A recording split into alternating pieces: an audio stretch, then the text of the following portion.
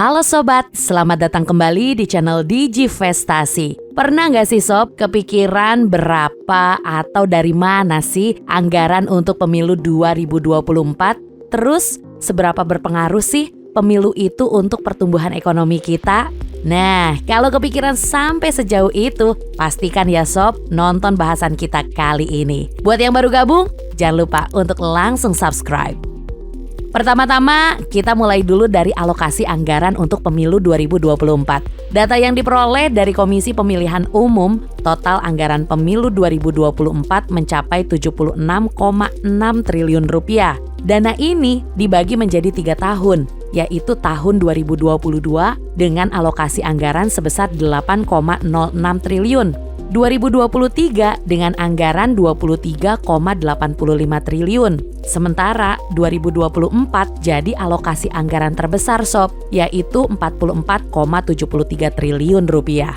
Alokasi ini untuk beberapa bagian penting, termasuk penyediaan logistik seperti surat suara, kotak suara, dan tinta. Selain itu, dana ini pun digunakan untuk pemungutan suara, baik biaya tenaga kerja, transportasi, dan akomodasi.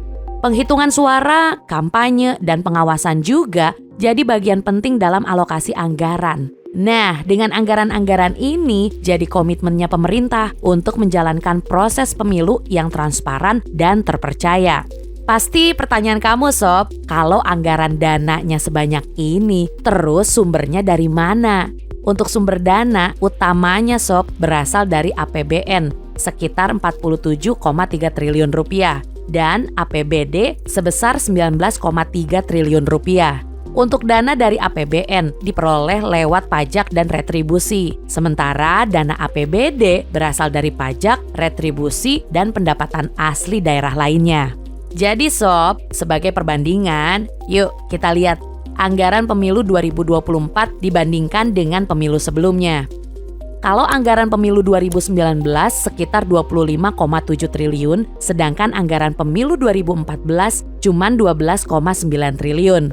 Kenaikan anggaran ini sebagian besar karena peningkatan jumlah pemilih, jumlah daerah pemilihan yang lebih besar, dan biaya logistik yang meningkat.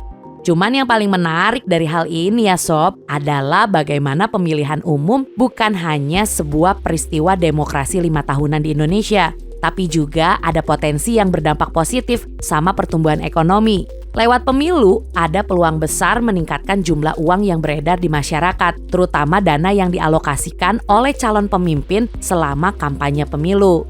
Selain itu, calon pemimpin sering memberikan dukungan kepada UMKM yang diharapkan bisa meningkatkan pendapatannya mereka. Tapi selain sisi positif, pastinya pesta demokrasi membawa imbas negatif.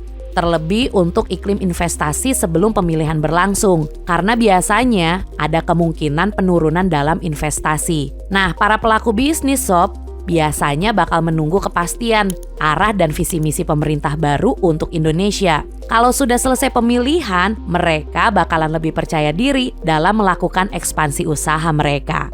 Diharapkan sih momen pesta demokrasi ini ya Sob membawa manfaat baik gak hanya bagi negara tapi juga masyarakatnya.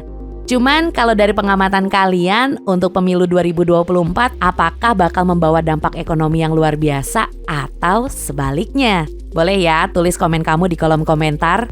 Terima kasih sudah menonton video ini. Pastikan Sobat untuk terus mengikuti video kami selanjutnya di channel Digivestasi. Jangan lupa untuk like, share, and subscribe. Sampai jumpa di video berikutnya.